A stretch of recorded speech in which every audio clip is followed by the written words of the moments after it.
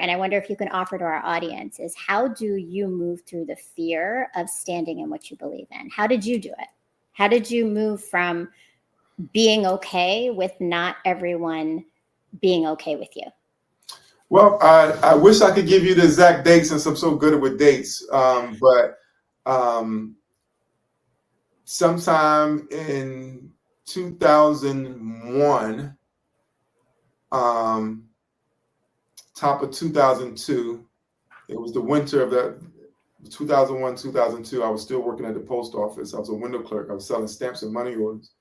And a woman who I've come to find out later was actually a congressman's wife. So it's apropos for me to, 20 years later, be running for Congress and married to a congressman, set me on a different trajectory in my life, because she had said something racist to me. She wasn't directing to me. She said that she wished that they would take all these Arabs and send them back to where they came from, right? This was right after 9/11.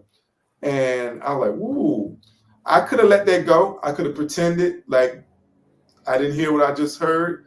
But I come from a people who had to bite their tongues and bow their heads and smile when it wasn't funny and scratch when it wasn't itching and stepping off curbs in deference to the institutional white supremacy. And I made a promise to myself that I would never do that. I would never bite my tongue. I would never back down. I would stand up for all those countless voices who couldn't speak for themselves. And so when she said that, I pushed back and said, well, you need to be careful, because that was a very racist statement.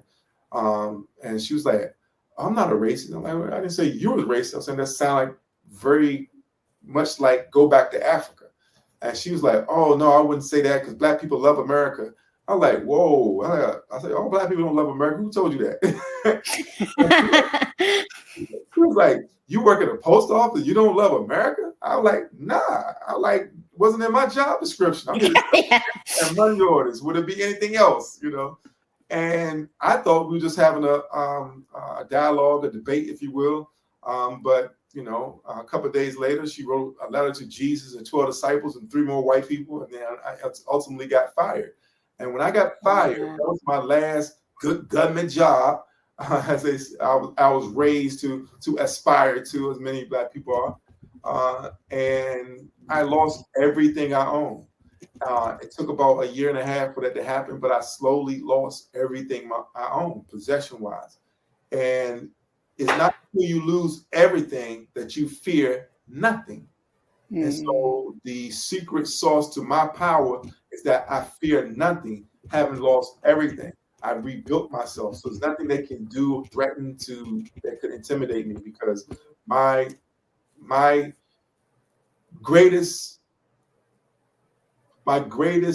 accomplishment is being able to conquer my fears in the pursuit of the truth. And until we conquer our fears, we'll never become our true selves.